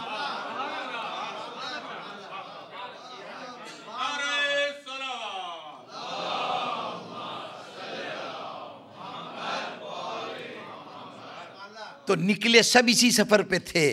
جب یہ نیت کر رہے تھے تو اس سفر پہ نکلے تھے کہ پروردگارہ عیب ختم ہوتے جائیں، ہم پاک ہوتے چلے جائیں، ہم تیرے کمال کے قریب تر ہوتے چلے جائیں. یہی آرزو تھی، لیکن اس آرزو کے حصول کا طریقہ نہیں معلوم تھا. اس لیے کہ جب کبھی عبادت کے لیے کھڑے ہوتے تھے تو عبادت ہمیں طور طریقے تو بتا دیتی تھی، یوں جھکو، یوں سر سجدے میں رکھو، یوں یہ پڑھو، یہ قیام کرو تو یہ پڑھو. لیکن یہ سب تو کریں، دل اس کی طرف کیسے راغب ہو؟ جہاں کی کثافتوں کو دور کرنا ہے. جو مریض ہے وہ تو شفا خانے تک جانے کو تیار نہیں. مصلے پہ جسم تو پہنچ گیا لیکن کیا دل بھی پہنچا؟ نہ معلوم ذہن کہاں کہاں بھٹکتا رہا، کون کون سی باتیں ذہن میں آتی رہیں، خیالات در بدر ٹھوکریں کھاتے رہے. کیا طریقہ ہو کہ یہ دل بھی اس مصلے پہ آ جائے، یہ دل مصلے پہ آ جائے. بس یہی وہ مقام تھا کہ جہاں سید سجاد کا کردار شروع ہوا. آؤ تمہیں میں بتاتا ہوں کہ دل مصلے پہ کیسے آتا ہے. دیکھو، ایک مرتبہ ہاتھ اٹھاؤ بارگاہ عزدی میں، زبان پر اپنی حاجتوں کو لاؤ، اپنی ضرورتوں کو لاؤ. جب ضرورت کو زبان پہ لاؤ گے تو دو باتیں لازمی طور پر تمہارے ذہن میں ہوں گی، تبھی تم ہاتھ بھی اٹھاؤ گے اور تبھی تمہارے منہ پہ وہ دعا کے الفاظ آئیں گے. وہ دو حالتیں کیا ہوں گی؟ ایک یہ احساس ہوگا کہ ہم ناتواں ہیں، طاقت نہیں رکھتے کہ اپنے اس منشا کو حاصل کر لیں، اپنی اس خواہش کو پورا کر لیں، اپنی اس آرزو کی تکمیل کر لیں. اپنی اس بے بسی کے احساس کے ساتھ یہ احساس ہوگا کہ کوئی تو ہے جو یہ صلاحیت رکھتا ہے، جو قوت رکھتا ہے کہ میرے مسئلے کو حل کر دے. اگر یہ دو باتیں نہیں ہوں گی دعا نہیں ہوگی. دعا نام ہے اپنی بے بذاتی، اپنی کمزوری، اپنی ناتوانی کے اعتراف کا اور اس ذات کی طاقت کے اعتراف کا، اس کی قدرت کے اعتراف کا. وہ دے سکتا ہے اور میں اپنے طور پہ حاصل نہیں کر سکتا، اگر وہ عطا کرے گا تب مجھے مل جائے گا۔ چنانچہ مصلی پہ جتنی دیر دعا کر رہے تھے یہ بھی احساس تھا کہ ہم بے بس و مجبور ہیں، اور یہ بھی احساس تھا کہ وہی قدیر و قادر و توانا ہے۔ بس یہی دونوں احساس ہیں جو روح عبادت ہیں۔ یہی وہ منزل ہے جس جگہ انسان اللہ سے قریب ہوتا ہے۔ اب اس وقت اور کسی چیز کا سوال نہیں، کسی چیز کا خیال نہیں، یہ خیال نہیں کہ یہ کام تو فلاں بھی کر سکتا ہے، اس کام میں فلاں مدد دے سکتا ہے، نہیں، اب تو سب کو چھوڑ دیا۔ پروردگارہ تیرے سامنے دست سوال دراز ہے، تو پورا کر دے۔ جتنا دعا میں انہماک بڑھتا گیا اتنا ہی قربت الہی پیدا ہوتی گئی، جتنی قربت الہی پیدا ہوتی گئی اتنا کثافتیں دور ہوتی گئیں، طہارت سے قریب تر ہوتے گئے۔ چنانچہ اس امام نے تعلیم دی کہ دیکھو دعا کو ذریعہ بناؤ۔ یہ دعا کا ذریعہ کیا تھا؟ ذہن انسانی کا ربط اس خدا کی ذات سے قائم کیا جا رہا تھا۔ علم تمہیں بعد میں دیں گے، علم و حکمت کی باتیں بعد میں بتائیں گے، پہلے اپنے ذہن کو صحیح راستے پہ تو ڈال لو، اپنے علم کے اس ذخیرے کو استعمال کرنے کے لیے اپنی شخصیت کی تعمیر تو کر لو۔ دیکھو بارگاہ ایزدی میں جاؤ گے تو پہلے تو عظمت الہی کا احساس ہوگا، یہ ایک تصور کی ایک صورت ہوگی، لیکن اس کے ساتھ یہیں پر دعا کے فیوز و برکات ختم نہیں ہو جاتے، بلکہ اب کیا ہوا؟ جب دعا میں اپنی حاجتیں بیان کرنی شروع کیں، اپنی ضرورتیں بیان کرنی شروع کیں، تو فوراً خیال آیا کہ کل میرے سامنے ایک شخص اسی حاجت کا ذکر کر رہے تھے، اسی ضرورت کا بیان کر رہے تھے۔ جب میں رزق کی زیادتی کی دعا کر رہا تھا تو خیال آیا کہ بہت سے احباب ایسے بھی تھے جو تنگی رزق کی شکایت کر رہے تھے، ان کے ساتھ ایک ہمدردی کا احساس پیدا ہوا۔ جو چیز مجھے چاہیے وہی میرے اس ساتھی کو چاہیے تھی، وہی میرے دوست کو چاہیے تھی، وہی دنیا کے اور بہت سے لوگوں کو چاہیے تھی۔ اب جہاں خود حاجت کا احساس کیا، اپنی ضرورت کا احساس کیا، دوسروں کی ضرورتوں کا احساس پیدا ہوا۔ پھر دعا مانگتے مانگتے خیال آ گیا، کل ایک آدمی آیا تھا، اس سے پہلے بھی 3-4 دفعے آ چکا، جب بھی آتا ہے اپنی ضرورتیں بیان کرتا ہے، مجھ سے کچھ نہ کچھ مدد لے جاتا ہے، لیکن بازی نہیں آتا تھا۔ کل میں نے اس کو جھڑک دیا تھا کہ میاں تم نے تو عادت بنا لی ہے۔ خیال آیا کہ میں بھی تو بارگاہ ایزدی میں کھڑا ہوا ہوں، روز مانگتا ہوں، وہ دیتا ہے، نہ میں مانگتے ہوئے تھکتا ہوں نہ کبھی شرمندہ ہوتا ہوں کہ کل مانگ رہا تھا تو آج اگر میں اس سے دوبارہ مانگ رہا ہوں تو اگر میرے پاس سائل آ گیا تھا تو میں اس کو جھڑکوں نہیں، اس کو رد نہ کروں۔ ذرا غور فرمائیے کہ انسانیت کی جتنی اعلیٰ قدریں ہیں بیدار ہو رہی ہیں صرف اس لمحے میں جب اللہ کے بارگاہ میں ہاتھ پھیلایا ہے دعا کے لیے۔ اور پھر اس دعا میں سید سجاد نے جو دعا کی تعلیم دی، وہ دعا کی تعلیم صرف طلب حاجت نہیں تھی، ضرورتوں کو مانگنا نہیں تھی۔ جناب سید سجاد نے دعا کو اس مقام پہ پہنچا دیا کہ جہاں عبودیت کا احساس پیدا کرنا بھی دعا کا کام ہو گیا۔ یہ ذمہ داری ہو گئی دعا کی کہ وہ انسان کو یہ بتائے کہ خدا کی قوتیں کتنی ہیں، قدرتیں کیسی ہیں، وہ کس کس اعتبار سے ہمارے معاملات کو بنا سکتا ہے، ہمارے کاموں کو سنوار سکتا ہے۔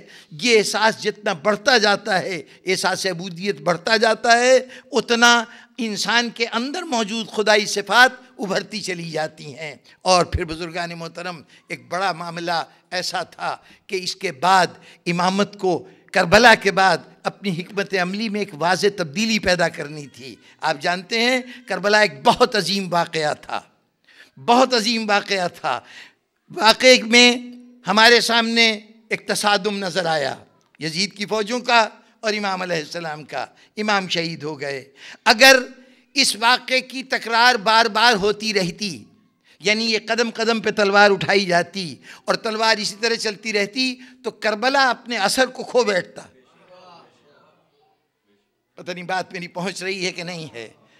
کربلا نے جس معرکے کو سر کیا تھا میدان کربلا میں امام حسین نے جو عظیم قربانی دی تھی، اگر اس کے بعد تصادم کی وہ حکمت عملی جاری رہتی، ہر مرحلے پر اسی طرح سے تلوار نکال کر مقابلہ کیا جاتا تو اس کا نتیجہ یہ ہوتا کہ وہ جو تلوار چلی تھی پہلے تو وہ تلوار کی اہمیت دن بدن کم ہوتی جاتی، اس لیے کہ واقعے کی تکرار اس کے اثر کو گھٹا دیا کرتی ہے، بے اثری پیدا کر دیتی ہے۔ پھر اگر کسی تصادم کے نتیجے میں امامت کو وہ کامیابی مل جاتی جسے اہل دنیا اپنی ناسمجھی کی وجہ سے کامیابی سمجھتے ہیں، جس میں مقابل کا فریق مارا جائے، وہ فوجیں ماری جائیں، جب تصادم ہوگا تو کبھی نہ کبھی تو یہ بھی ہو سکتا ہے نا، کبھی یہ فریق جیت گیا کبھی وہ فریق جیت گیا، ظاہری طور پر اس نے اس کو مار لیا یا اس نے اس کو مار لیا۔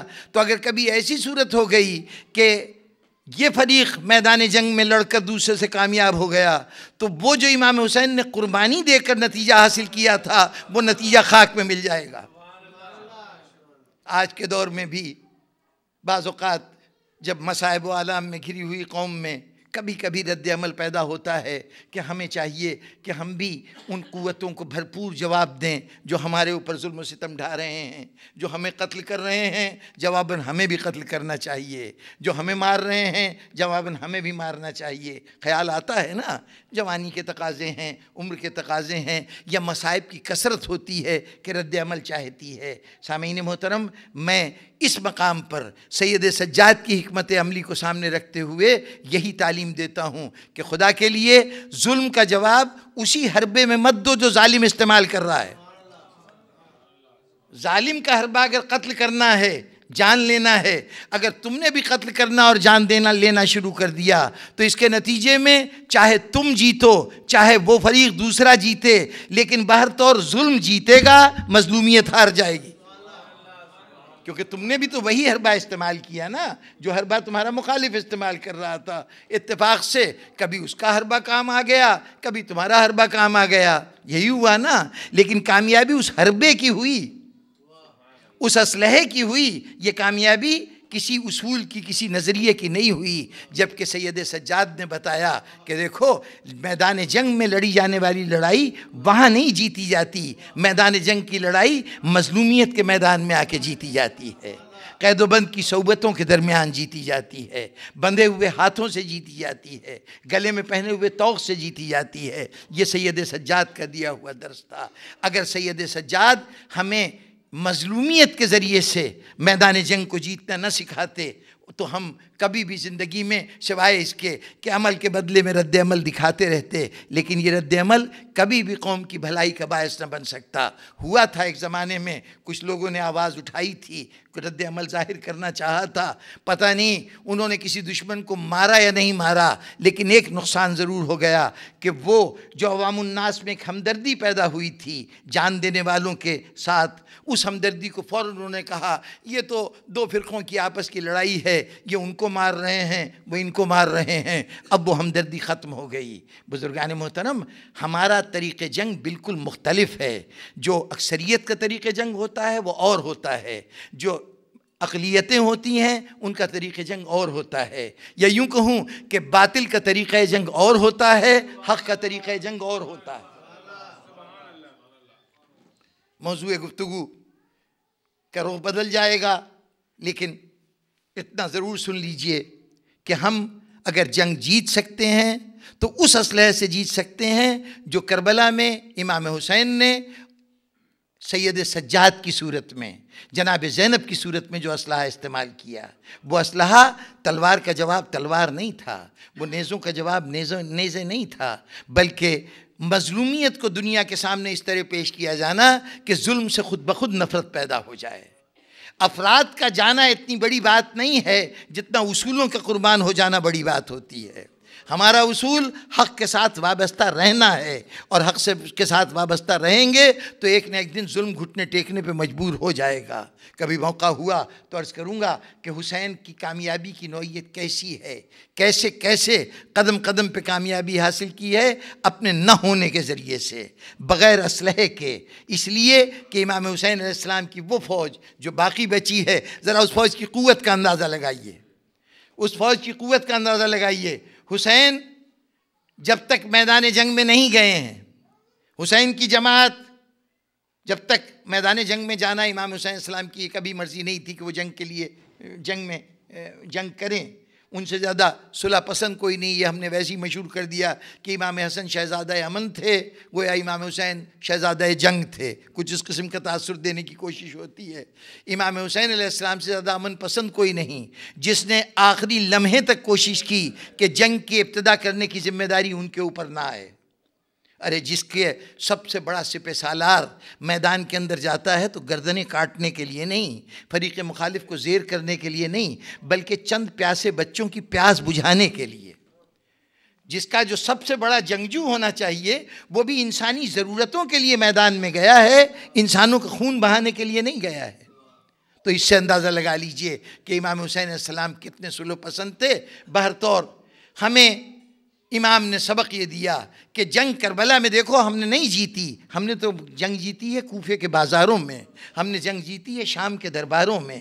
اور وہاں پر یہ جنگ کون لڑ رہا تھا؟ سید سجاد, جس کے ہاتھ بندھے ہوئے تھے, پیروں میں بیڑیاں تھیں. اس نے ان بندھے ہاتھوں سے جنگ جیتی ہے, تلوار چلا کر جنگ نہیں جیتی.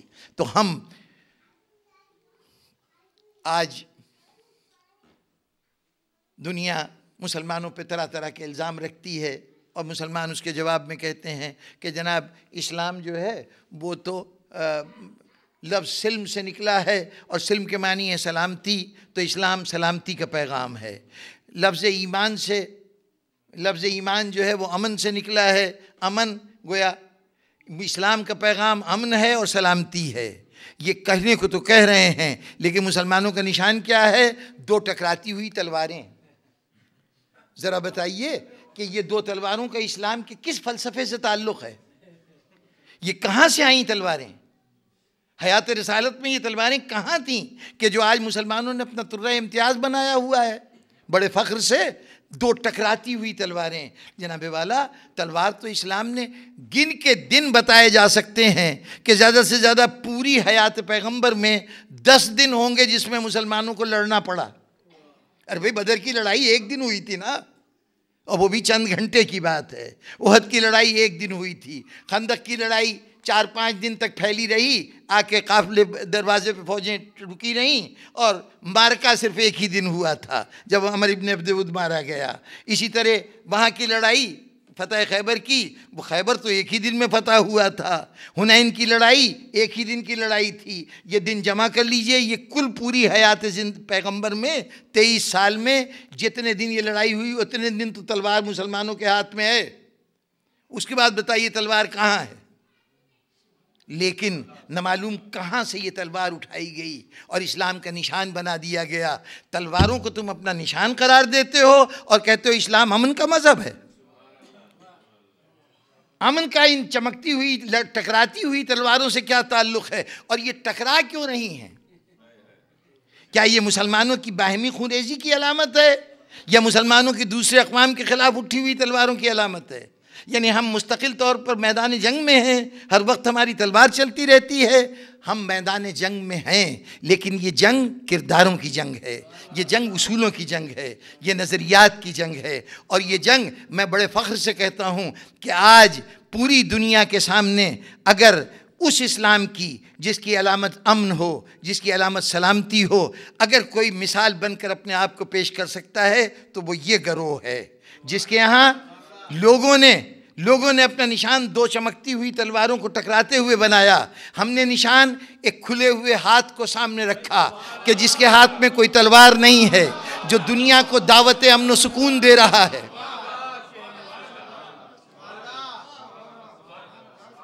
اب یہ دیکھ لیجئے کہ فلسفہ اسلامی سے قریب, نظریہ اسلامی سے قریب یہ ٹکراتی ہوئی تلواریں ہیں یا یہ نہتہ ہاتھ ہے جس کے ہاتھ میں کوئی تلوار نہیں. صرف نہتہ ہاتھ نہیں بلکہ کہیں دنیا میں فساد ہو رہا ہو تو جو امن پسند ہوتے ہیں, جو فساد سے گریز کرتے ہیں, وہ کہتے ہیں بھائیو ٹھہر جاؤ, لڑو نہیں, آؤ بیٹھ کر بات کرتے ہیں. تو یہ جو ہاتھ ہے جو لوگوں کو فساد سے روک رہا ہوتا ہے, یہ ہمارے قومی پرچم کا نشان بن گیا ہے. اور یہ محض خطابت نہیں ہے بزرگان محترم. آپ جتنے ہیرو ہیں, آپ کے اپنی پوری تاریخ کے جتنے ہیرو ہیں ان سب کو لے آئیے اور دنیا کے سامنے رکھیے. پوری دنیا کے سامنے آپ کے سارے ہیرو مجرم ہیں,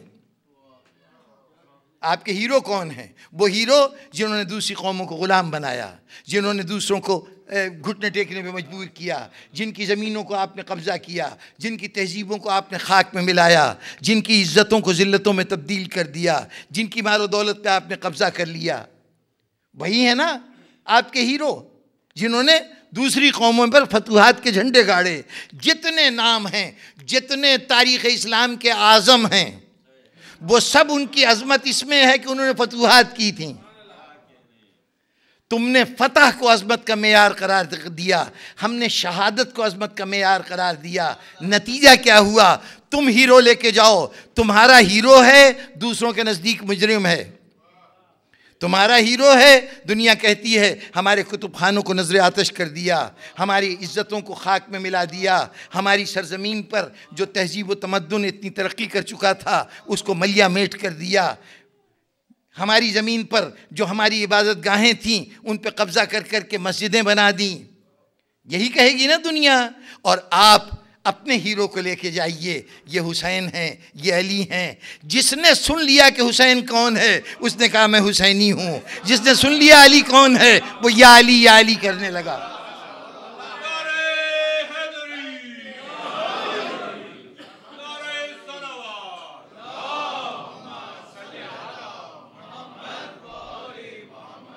بس بزرگان محترم،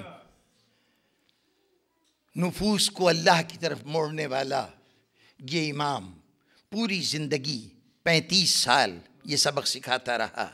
اس کا یہ مطلب نہیں تھا کہ یہ لڑنے کی قوت نہیں رکھتا تھا، یہ نہیں تھا کہ اس کے بازوؤں میں صلاحیت نہیں تھی.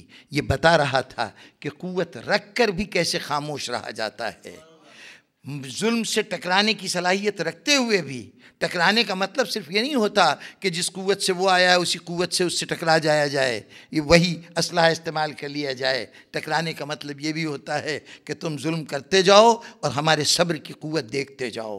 کہاں تک تم ظلم کرو گے؟ دیکھو ہم برداشت کر کے مظاہرہ کرتے ہیں، اپنی برداشت کا مظاہرہ کرتے ہیں. ورنہ جہاں تک مصائب کا، جہاں تک قوت جہاد کا تعلق ہے تو علی کا بیٹا کسی اعتبار سے علی سے کم نہیں تھا. ہم نے کچھ اس انداز سے سید سجاد کا تذکرہ سنا کہ ہم نے لفظ بیمار آپ کی ذات کے ساتھ مستقل کر دیا. بیمار کربلا، خیال رہے یہ بیماری بڑی لمحاتی ہے. اگر کبھی تاریخ کے صفحات دیکھیے تو امام حسین جب مدینے سے نکلے ہیں اس وقت سے سید سجاد نمایاں ہونا شروع ہوئے. اور کیوں نہ نمایاں ہوتے، فرزند امام بھی تھے، مستقبل میں مسند امامت پہ جلوہ افروز بھی ہونے والے تھے. فرزند اکبر تھے امام حسین کے، سب سے بڑے بیٹے تھے. وہ اکبر و اصغر جو کہا جاتا ہے نا کربلا میں، دو امام حسین کے سارے بیٹوں کا نام علی ہے. تو اب کسی کو یہ مغالطہ نہ ہو کہ چونکہ حضرت علی اکبر وہ کہلاتے ہیں تو شاید وہ بڑے بھائی ہوں گے. جی نہیں، وہ اکبر و اصغر کربلا کے شہداء کے حوالے سے ہے. یہ کربلا کے بعد کے رکھے ہوئے نام ہیں کہ ہم نے ان کو اکبر کہا، ہم نے ان کو اصغر کہا. جو کربلا میں 2 شہید ہوئے علی، لیکن جو علی کربلا میں شہید نہیں ہوا اس کے لیے خطاب اللہ کی طرف سے آیا تھا. سید الساجدین کا خطاب غیبی آواز نے دیا تھا، صدائے قدرت سنائی دی تھی. آپ کے زین العابدین کا لقب قدرت کا عطا کردہ ہے. تو جب ان کے پاس یہ لقب موجود تھے تو ان کے لیے شناخت کے واسطے اکبر یا اصغر کی کوئی شرط نہیں تھی کہ وہ ان کو اکبر ہونا چاہیے اور حضرت علی اکبر کو اوسط ہونا چاہیے. اس نوعیت کی بحث بے معنی بحثیں ہوتی ہیں، بلا وجہ ذہنوں کو الجھانے اور آپ کو نان ایشوز میں الجھانے کی باتیں ہوتی ہیں. ایسی کوئی بات نہیں ہے. سب سے بڑے بیٹے تھے، چنانچہ پہلے مرحلے سے نمایاں ہونے شروع ہوئے. بیبیاں سوار ہو رہی ہیں، سواری کا اہتمام مدینے سے قافلہ چلنے لگا تو یہ اہتمام تھا کہ کوئی کنیز یا کوئی غلام آ کے آواز دیتا تھا کہ فلاں بی بی تشریف لا رہی ہیں. اونٹ لا کے بٹھایا گیا. اب جیسے ہی نام آیا فلاں بی بی تشریف لا رہی ہیں تو اس بی بی سے متعلق جتنے وارث ہوتے تھے وہ فوراً آگے آتے تھے वो आके सवार कराते थे। चुनांचे आवाज़ आई कि उम्मे फरवा की सवारी आ रही है, ज़ौजा इमाम हसन की सवारी आ रही है। इमाम हसन के 3 बेटे आगे बढ़े, आइए हम आपको सवार कराएंगे। किसी ने हमारी का पर्दा उठाया, किसी ने बाजू पकड़ा, किसी ने सवारी में मदद दी, इस तरह सवार कराया। एक तरफ इमाम हुसैन बैठे हुए हैं, एक एक बीबी को सवार होते देख रहे हैं। एक तरफ हज़रत अब्बास हैं कि पहरे पे खड़े हुए हैं, कोई छतों पे आने न पाए, कोई गली से गुजरने न पाए, हर तरफ निगाह दौड़ रही है। इतने में एक नाम पुकारा गया, न मालूम उस नाम में क्या था। इमाम हुसैन अपनी मस्जिद से खड़े हो गए, अली अकबर दौड़ते हुए आए, अब्बास ने पहरा छोड़ा, भागता हुआ आया। किसका नाम था? ज़ैनब बिनते अली आ रही है, अली की बेटी ज़ैनब सवार होने के लिए आ रही है।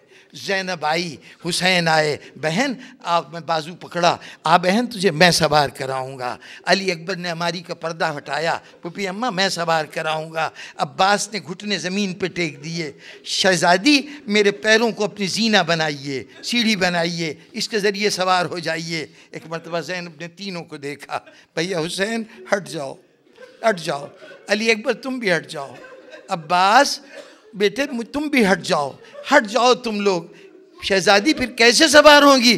कहा देखो मुझे सवार करा रहे हो ना, तो या तो वादा करो कि हर मंजिल पे तुम सवार कराओगे, अगर आज यहाँ सवार कराओ तो कल करबला में भी सवार कराओ, वरना मुझे वो सवार कराए जो करबला में भी मुझे सवार कराए। इतने में सैयद सज्जाद आगे बढ़े, पुपी मैं आपको सवार कराऊंगा। और बस जनाब वाला, ये सैयद सज्जाद जिसने यहाँ पुपी को सवार कराया, सारे रास्ते जहाँ इमाम क़याम फरमाते हैं, जिस मंजिल पे क़याम करते हैं, सैयद सज्जाद की ज़िम्मेदारी है कि जितने साथ के अफराद हैं उनके ख़ैमे नस्ब कराएं, सवारियों को उनकी जगह पे बिठाएं, बीबियों को इत्मीनान दिलाएं कि आपके इर्द गिर्द पहरा मौजूद है, कोई नुकसान नहीं पहुँचाएगा।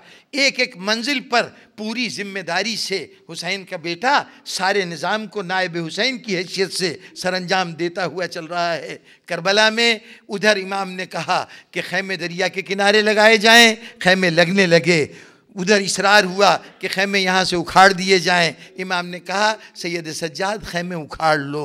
अब अली के पोते के लिए ये हुक्म पे अमल करना आसान नहीं था, लेकिन बाप की रज़ा पे राज़ी रहने वाला बेटा फ़ौरन खैमों को उखाड़ा। जहाँ इमाम ने फरमाया वहाँ खैमे लगा दिए। मुस्तकिल तौर पर सैयद सज्जाद, मैं यूँ समझिए कि काफ़िले के वो मरकज़ी किरदार हैं कि हर बीबी की निगाह इनकी तरफ, हर हुसैन के साथी की निगाह इनकी तरफ। 8 मुहर्रम का वाक़या है कि सैयद सज्जाद खड़े थे, बुरैर हमदानी इमाम हुसैन के साथियों में से एक साथी, उन्होंने देखा कि सैयद सज्जाद सामने लगे हुए खैमों को देख रहे हैं। यजीद के फ़ौजों के खैमे दूर तक फैले हुए थे, उनको देख रहे हैं। बुज़ुर्ग आदमी थे बुरैर हमदानी। ख़याल आया नौजवान लड़का है, अभी ज़िंदगी के तजर्बात का इतना सामना नहीं हुआ, कहीं ये इतने बहुत से फ़ौजियों को देख कर किसी एतबार से कोई मरूब न हो जाए, रोब ना आ जाए। कुछ ऐसा तसव्वुर आया होगा, हमें ज़हन की कैफियत का अंदाज़ा नहीं, लेकिन उनके जुमले से अंदाज़ा होता है कि वो हज़रत सैयद सज्जाद को जोश दिलाना चाहते हैं। मुखातिब हुए, बेटा क्या आप ये देख रहे हैं शहज़ादे, ये आप देख रहे हैं जो मजमा जमा है, ये मजमा रसूल के सहाबी हैं जनाब बुरैर हमदानी, इमाम के साथ यहाँ जिहाद में हिस्सा ले रहे हैं, असहाब रसूल में से हैं।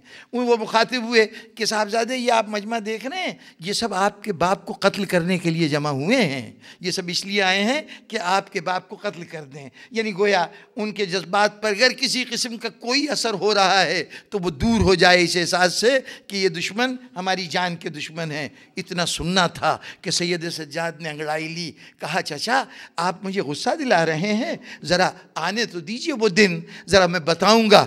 अगर ये फ़ौजें कूफे की दीवारों से न टकराएं तो मेरा नाम अली नहीं होगा, मैं हुसैन का बेटा नहीं हूँगा। लेकिन बस कुदरत की मंशा कुछ और थी। सैयद सज्जाद के अज़्म अब्बास के अज़्म से कम नहीं थे, अली अकबर के इरादे से कम इरादे नहीं थे। ये शुजाअत में हुसैन का फर्जंद, अली का पोता अली जैसा था, लेकिन मंशाए कुदरत कुछ और थी। 9 मुहर्रम को न मालूम क्या हुआ कि जिसके नतीजे में सैयद सज्जाद बीमार हुए। बहुत सी वजूहात उलमा ने लिखी हैं, कुछ तो ये समझते, कुछ कहते हैं कि ये जो خیمے ہٹائے گئے تھے دریا کے کنارے، اس کے تحت اس کا غصہ اتنا زیادہ تھا کہ آپ اس کو برداشت نہ کر سکے، بخار آ گیا۔ میں سمجھتا ہوں ایسا کوئی واقعہ نہیں ہو سکتا۔ امامت منشائے ایزدی کے سامنے صرف سر اس لیے نہیں جھکاتی کہ کوئی جبر کی کیفیت ہوتی ہے، وہ رضن بقضائے ہی و تسلیما لامرہ، یعنی وہ کہتے ہیں کہ ہم اللہ کی رضا پہ راضی ہیں، جبرن نہیں قبول کر رہے۔ مصیبت پڑنے پہ تو ہر آدمی مصیبت برداشت کر لیتا ہے، یہ برداشت نہیں کرتے بلکہ اسے برضا و رغبت قبول کرتے ہیں۔ تو حکم امام پر سید سجاد کو غصہ آ جائے یہ ممکن نہیں ہے، غصے کی بات نہیں تھی۔ بس یوں سمجھ لیجئے کہ اللہ کبھی اپنے حجت کو لوگوں کی نگاہوں سے اوجھل کر کے اس کی حفاظت کرتا ہے، کبھی زمانے کو اس کی نگاہوں سے اوجھل کر کے اس کی حفاظت کرتا ہے۔ یہ کربلا میں غیبت کی ایک صورت تھی کہ امام سے زمانے کو اوجھل کر دیا جائے، نسل حسین بچانی تھی، نسل امامت بچانی تھی۔ بہرطور منشائے قدرت اپنی جگہ پر، لیکن سید سجاد کے عزم کی کیا کیفیت تھی؟ چند مرحلے ہیں جب سید سجاد کو غشی سے آپ بیدار ہوئے ہیں۔ بس ایک مرحلے کا 2 جملوں میں تذکرہ اور بات میری ختم۔ وہ وقت ہے کہ جب حسین خیمے میں آخری مرتبہ داخل ہوئے ہیں، آ کے ایک مرتبہ زینب سے مخاطب ہوئے، زینب ذرا میرے ساتھ تو آؤ، ایک مشکل منزل ہے، تمہاری مدد چاہیے۔ شہزادی کہنے لگیں کہ کون سی ایسی منزل ہے؟ کہا میرے ساتھ چلو۔ لے کے چلے اور خیمے میں اس جگہ آئے جہاں سید سجاد آرام کر رہے تھے۔ آ کے آواز دی، بیٹا سید سجاد، امامت نے امامت کو آواز دی تھی، دنیا کی کوئی رکاوٹ حائل نہیں ہو سکتی تھی۔ سید سجاد نے آنکھیں کھول دیں۔ بابا اب کچھ کہنے کی ضرورت نہیں تھی، سامنے کھڑے ہوئے حسین، ساری کہانی کی تفصیلات حسین کے اوپر لکھی ہوئی تھیں۔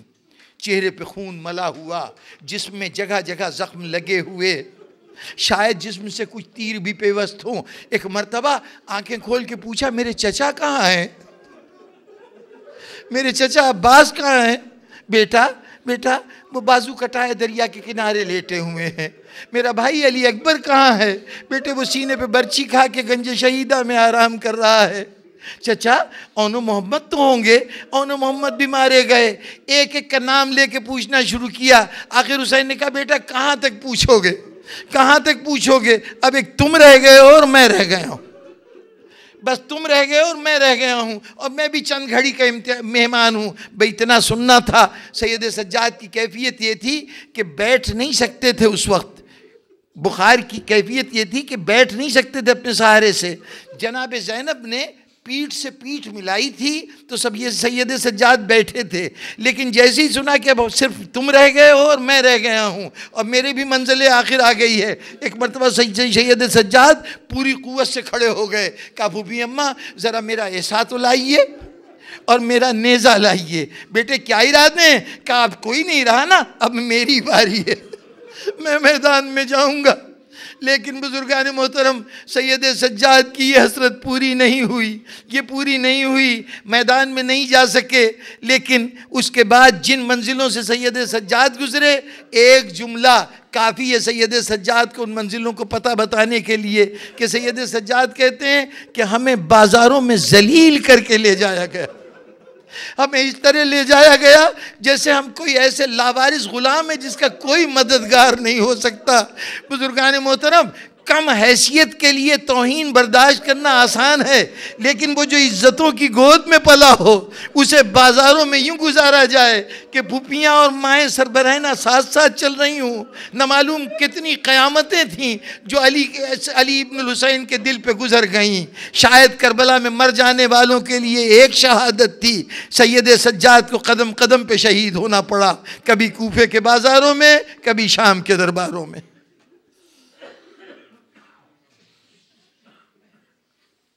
شالم الذین ظلموا ایام قلبا ینقلبون۔ رب العالمین تذکرے کو قبول فرما۔